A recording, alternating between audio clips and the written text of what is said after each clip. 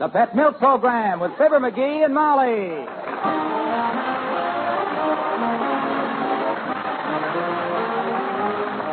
The first evaporated milk, Pet Milk, presents Fibber McGee and Molly with Bill Thompson, Gail Gordon, Arthur Q. Bryant, Dick LeGrand, Ken Christie, Herb Vigran, and me, Harlow Wilcox. The show is written by Phil Leslie and Keith Fowler and directed by Max Hutto with music by the King's Men and Billy Mills Orchestra.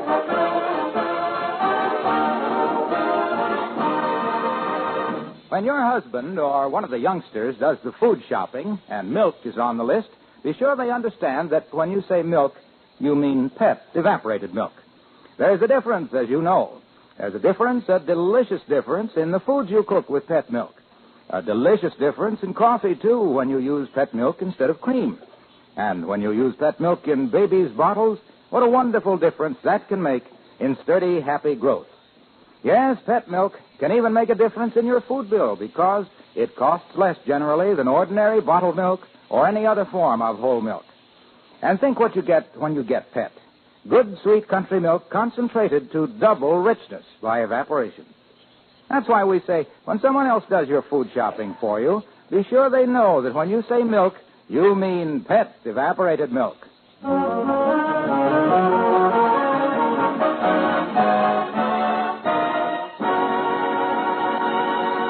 When a woman goes downtown to a bargain sale, there's no telling what she'll bring home, is there? The lady at 79 Wistful Vista, for instance. She went down to the Bonton this morning, and look what she just got home with. A traffic ticket? Oh, no. Sorry, dearie. Yep, it's Fibber McGee and Molly.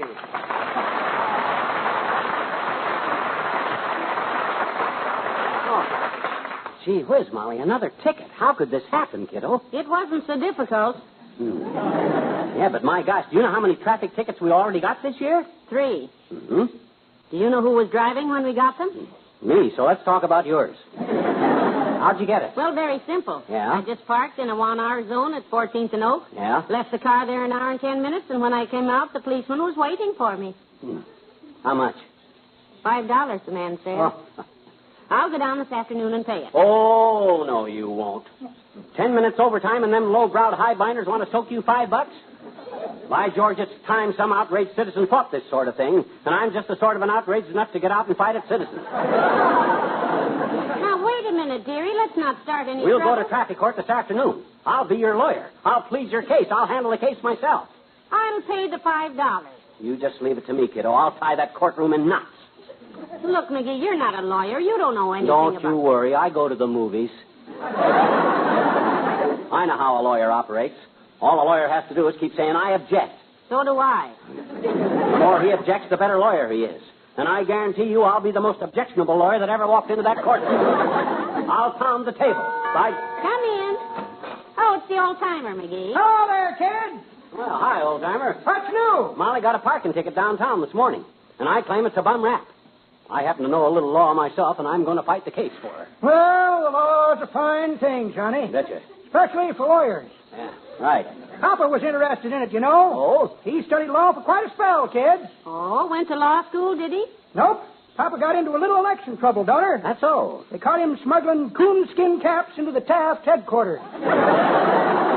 Uh-oh. When he come up in court, the judge flanged the book at him. Yeah? But Papa caught the book, took it to jail with him, and studied law. He studied the evidence in his own case, located a flaw, and got himself out of it. Yeah, flaw in the evidence, eh? Nope, a flaw in the jailhouse, son. Loose brick in the cell wall. He kicked it loose, plumbed through it into a sewer pipe, crawled a while, pushed off a manhole cover, and found himself in the warden's office.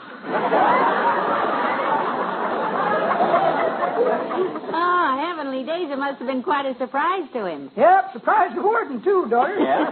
He was holding his secretary in his lap at the time. When Papa popped up through the floor, the warden liked to leapt out the window. My gosh, what did your father do? Well, Papa was always a gentleman, kid. Yeah? He tipped his hat politely to the lady, and he says, I beg your pardon, warden. And the warden says, your pardon, Bud. And Papa walked out a free man. Well, I hope you do as well today, daughter. So long, kid. Bye.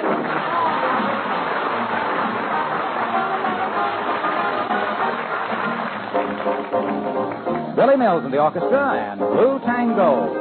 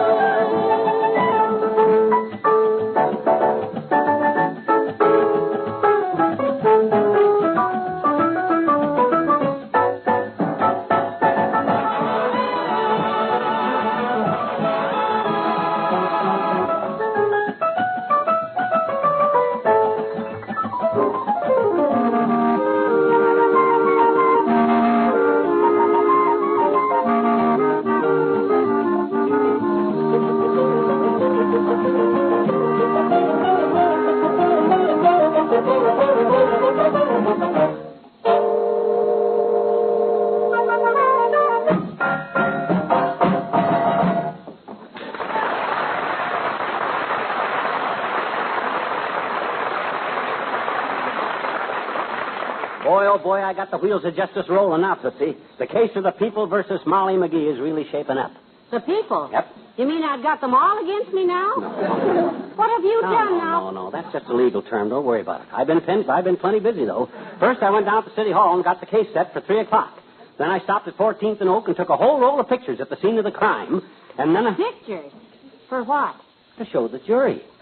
Juries love to look at pictures. Especially street scenes where they might recognize somebody they know. You got to be tricky when you want to be... Come in. Well, hello, Dr. Gamble. Good morning, my dear. And the merest nod to you, mallet head. Hi, wide and handsome.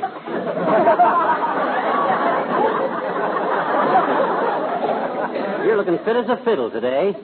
Bass fiddle, that is. My, aren't we in a frisky mood?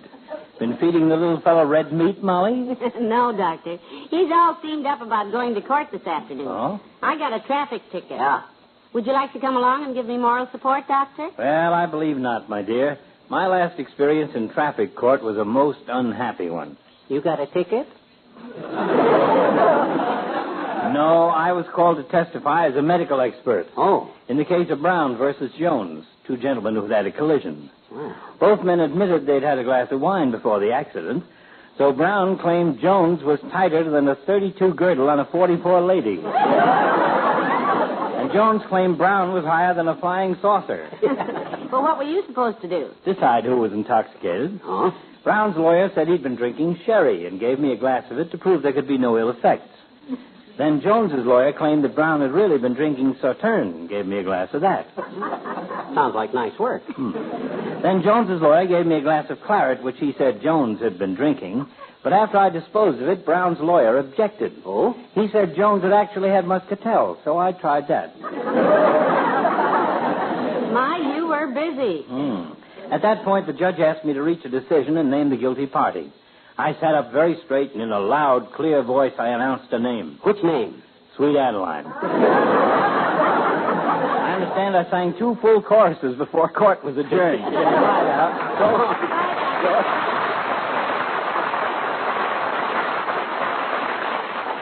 Look, Jerry, if you're determined to go to court with this little parking ticket, then at least let me get the advice of an honest-to-goodness lawyer. No, sir, you're safer with me. The lawyer would just charge you a big fee and sit back on his nolly prost.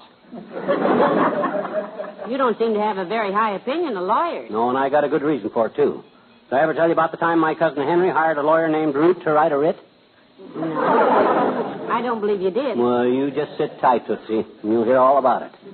Henry wanted a writ written, so he went to Root and asked what was his rate to write a writ. Did he charge too much? No, the rate was right, but Root wrote a lot of rot that made it the wrong writ. Oh, too bad. Yeah, and there wasn't time for Root to get out of the rut and rewrite the writ right, so my cousin lost the case because of the rotten writ that rat Root wrote.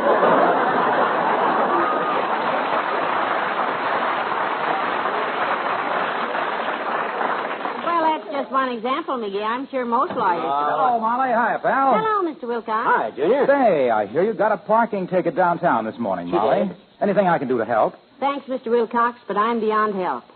McGee is going to be my lawyer. I got this case all planned out. It's in the bag. And guess who's holding it? Well, gee, I hope you win your case, kids. You know, I've often dreamed about being a great lawyer myself. I'll bet you'd make a good one, Mr. Wilcox. Well, yeah, I think so. I'd bet I'd always get my clients acquitted.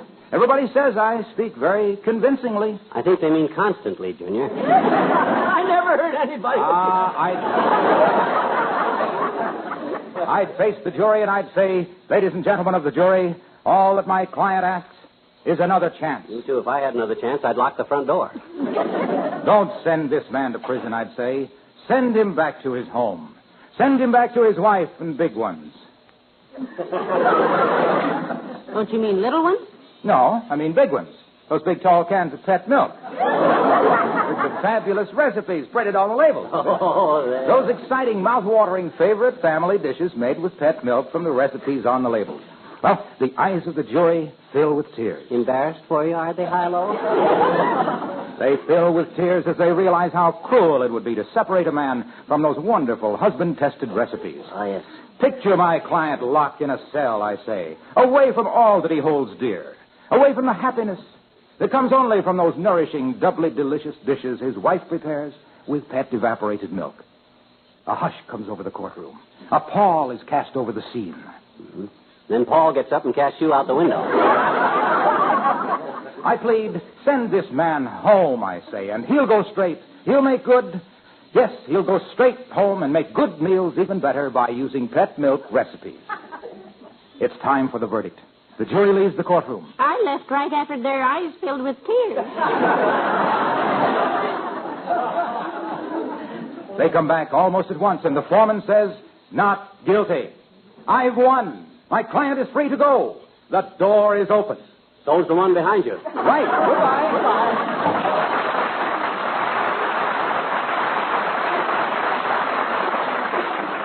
McGee, maybe you should have let him help you at that. He's a pretty good speaker, you know. Pata, who needs him? We're going to make courtroom history today, kiddo. I'll make headlines in every paper in town. Yes, I can see them now. Attractive housewife gets 40 years for parking violation. I'm kidding. I know what I'm doing. When I get that cop that gave you that ticket on that witness stand and start popping questions at him, I'll have him so mixed up he won't know his own name. I'll just bet you will. Here, I'll give you a little demonstration. How a smart lawyer puts a witness's foot in his own mouth. You be the cop and I'll cross-examine you. When Counselor McGee starts... Hold it, Counselor. Come in. Oh, it's Ole. Hi, Ole. Hey, you're just in time to be a witness, Ole. Huh? I don't witness nothing, McGee. I can prove I was someplace else when it happened. No, Ole, McGee just wants you to help him here. Yeah. He's going to be my lawyer in traffic court today, and he wants to show me how he'll cross-examine the witnesses. Oh, okay. I play. Good. You just pretend you're the cop that gave Molly the ticket, see? And I've got you on the witness stand. Your name is Patrick Joseph Kelly. Oh, good gracious, this is ridiculous. Come on, Ole. I want to show Molly how I can get him all tangled up. Just answer my questions. Oh, okay, I answer. Now, here we go. Officer, what is your name? Patrick Joseph Kelly, and may all the good speeds forgive me. Did you give Mrs. Molly McGee a ticket for parking overtime? Yes, I did, Fate and behaviors. Behaviors? That's Irish for by Yemeni, you know. Oh. Now watch me mix him up, kiddo. You claim she parked at 14th and Oak from 9:15 to 10:25. Now tell the court how you happened to see Mrs. McGee's car. Well, at 9:12, I was walking from 16th and Pine to get to 10th and Maple by 9:20. Yeah? And at 14th and Oak, at 9:13, I see a car come from 15th and Walnut and stop 8 feet from the corner at 9:14. Oh, you were coming from 16th and Maple? 16th and Pine. Yeah. To get to 10th and Oak at 14th. 10th and Maple at 9:20. Well, how did you know it was 8:12 when the car stopped 14 feet from the Walnut? 9:14, when the car stopped 8 feet from the corner, I look at my watch. Is it a good watch? Oh, sure. It has 17 years, and I buy it in 1935 from a shop at 18th and Elm. Yeah? That's how I know the car stopped at 9:14 when I was going to 10th and Maple. Oh, it's got 14 elms, and you bought it from a shop at 19th and 35. 17 years from a shop at 18th and Elm. Yeah, in 1520. 1935. Well, how could you be sure? How could you be sure the elm stopped 35 feet from the corner of 19th and Jewel when all you've got is a car with 17 walnuts that you bought from the Maple shop? I object. Thank goodness I'm a free man.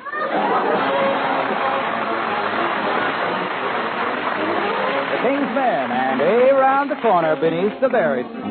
Hey, round the corner, whoop-hoo, beneath the berry tree. Hey, along the footpath behind the bush, looking for Emily. Emmy? Oh, tonight all the folks will cut the corn. Tonight I'll be glad that I was born. For my Emily I'll see, she'll be cutting corn with me, and we'll meet beneath the bitter berry tree. Hey, round the corner, whoop-hoo, beneath the berry tree. Hey, on the footpath behind the bush, looking for Emily. Emmy? Oh, tonight all the stars are shining bright. Tonight all the cornfields are a sight. I have reached the meeting spot, but my Emily has not, and I wonder, can it be that she forgot? Hey, round the corner, whoop-hoo, beneath the berry tree. Hey, on the footpath behind the bush, looking for Emily. Tonight as the moon begins to sing.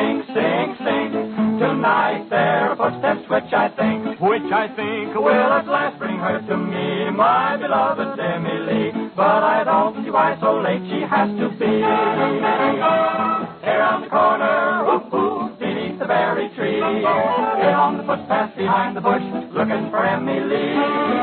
Emmy? Oh, I told Emily to go away, far away.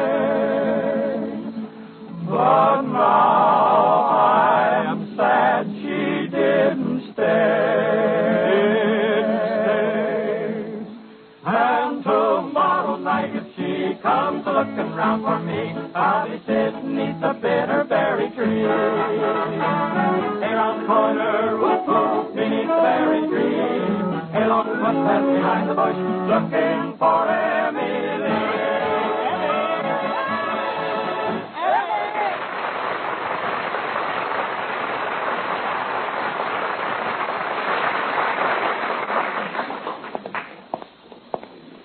Well, this is it, kiddo. Come on, the courtroom's right down this way. I'm scared, McGee. What are you scared about? Gee whiz, you got me for your lawyer, haven't you? What more could you want? An airplane ticket to South America. Look, dearie, it's not too late to go home, is it? We could call up and tell them we're mailing the fines No, to them. sir, they can't intimidate us.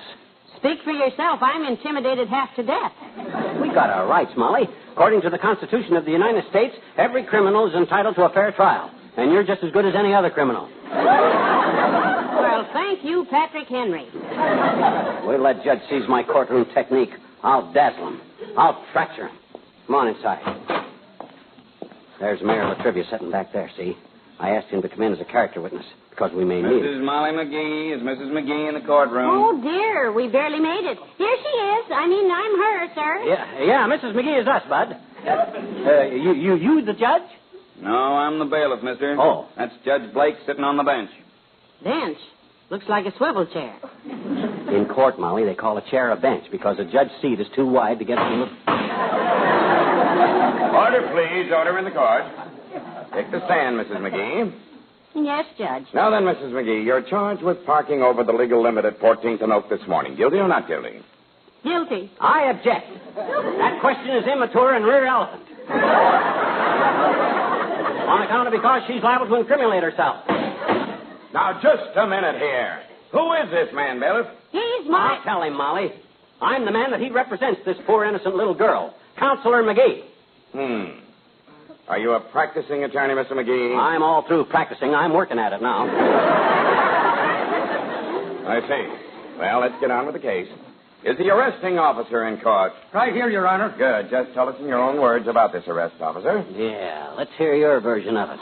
A likely story, probably. Quiet! Let's hear this.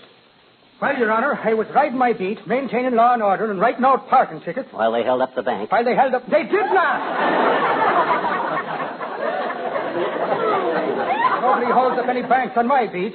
I maintain law and order. Officer, don't panic. Just proceed with the testimony. Yes, sir. Well, sir, I saw this defendant park her car and go into Bonton, so I chalked the time on her tire, 9:15. Then I went to the Waltz malt shop. Pinched a waitress. Pinched away. I did not! I had a cup of coffee. Oh. and I rode my beat to 1025, and Mrs. McGee's car was still parked there. I took out my book, reached into my cap... And got a banana. And got a banana. Make him stop that, son! Quiet, McGee. Quiet, McGee. Oh, intimidating a witness, eh? I object. Objection overruled. Order in the court. Order in the court. Shut up, bailiff. Shut up, bailiff. Oh, that's me. Quiet, everybody, quiet. May I say a word, Your Honor? Please do, Mrs. McGee. Somebody ought to make sense here. Well, I just want to say that I'm sorry. I'm not in the habit of breaking the law, but I just didn't realize how long I was in the Bonton. Right. It could happen to anybody. And we got a witness right here to tell you that my client is not a criminal. Mayor Latrivia, front and center. Thank you. If Your Honor pleases, I've been asked to appear for this lady, although I'm not quite sure. Well, the court is honored, Your Honor. Bailiff, let his honor through the railing there. Yes, Your Honor. This way, Your Honor. Thank you. You know this defendant, Your Honor? Very well, Your Honor. Well, how long has Your Honor known her? Many years, Your Honor. Now, I do not presume to judge the merits of this case, Your Honor, but if Your Honor pleases, she is an honest, law-abiding citizen. I'll swear to that, Your Honor. On your honor, Your Honor? On my honor, Your Honor. If you two, Your Honors, will stop yakking for a minute, we can get on with letting this defendant go. We've heard the evidence. I vote for acquittal. How do you vote, Molly? Acquittal? Okay, that settles the whole... All right, that will do. I understand the defendant admits her guilt. Is that correct? Yes, Your Honor. So what? If she wasn't just an ordinary citizen, she wouldn't even be here. If she was a big shot, she wouldn't have got a ticket in the first place. Quiet! Okay, I'll be quiet. McGee, I should hold you in contempt of court for that. What's that? Let me tell you that in this court, every defendant is treated alike. Oh, yeah? If the governor of this state violates our laws, he will be punished. Oh, yeah, well, that's all I wanted to hear you say, Buster, or Judge. Hand me that big brown envelope, Molly. This one? Right. Your Honor, I have here a set of pictures I took myself with my little brownie this morning. This is the corner where my wife was arrested. Very interesting, but I don't know what Take a to look at expect. him. Take a look at him. See that black car against the fire plug there? That belongs to His Honor, Mayor Latrivia. Yeah. See him sitting behind the wheel? What? Let me see that. Is that you? Is that you, Your Honor? Parked next to a fire plug? Yes, it is. But I can explain, Your Honor. Come to think of it, I can't explain either. I'll say you can't. Oh, that's a good picture, Mr. Mayor. Yeah. That's Miss Newell with you, isn't it? She's cute. Never mind. Who do I pay? Just pay the bailiff, Your Honor. $5, Your Honor. Oh, thank you, Your Honor. Here, bailiff, take it. Now, that's the stuff, Your Honor. Now, take a look at this picture here. You recognize that green sedan? Your fine, Mrs. McGee, is also a sedan. Let me see that. Right there in front of Kramer's drugstore where it says absolutely no parking. Whose car? Well,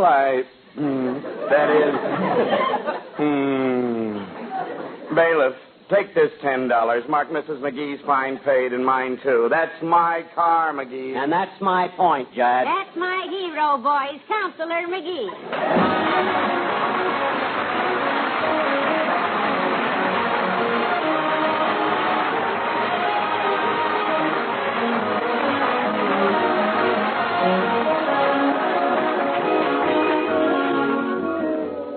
Fibber and Molly return in a moment. Do you know why so many good cooks would rather use pet evaporated milk than any other kind? Because pet milk is actually twice as rich as bottled milk in all the nourishing whole milk substances. You see, all cow's milk is about 87% water. By evaporation, the pet milk people take out a little more than half that water. All the nourishing milk substances stay in. But with so much of the water removed, you get those substances in concentrated form. And that's why good cooks like pet milk. You can use it in place of cream, just as it pours from the can, even in place of whipping cream. And for cooking, you can decide for yourself just how rich you want pet milk to be by the amount of water you put back into it. You can add just a little water, or to give it the same consistency as the good sweet country milk had before evaporation, you can mix pet milk with an equal amount of water. And remember, Pet evaporated milk, the first all-purpose form of milk, costs less generally than ordinary bottled milk. Get some at your grocer's tomorrow.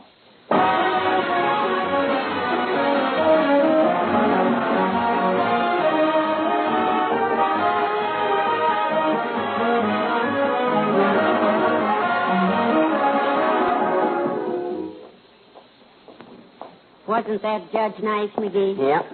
Believe me, I'll be careful where I park after this. Car's right down here. Uh-oh. What's the matter? Look, ticket on the windshield. What? Why, those dirty rats. Giving us a ticket while we're in court. Give me that ticket. Here. What does it say? It says, Oh. Would you take $700 cash for this car?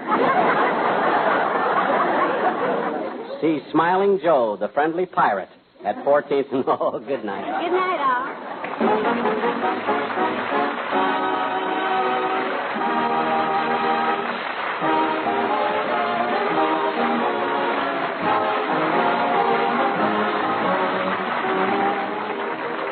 Ladies and gentlemen, this is an emergency plea for funds from your American Red Cross. Your money is urgently needed to help fight the current flood disaster. Please send your donation immediately to your nearest Red Cross chapter.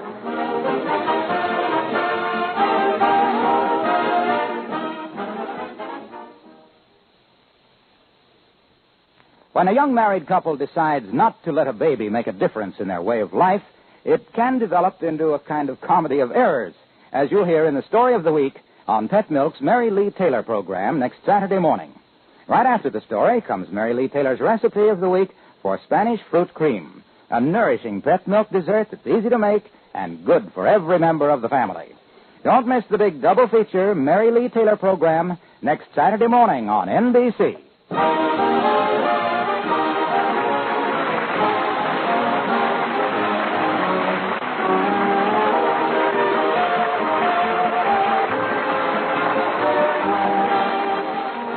Now, it's Eddie Cantor's Show Business Show on NBC.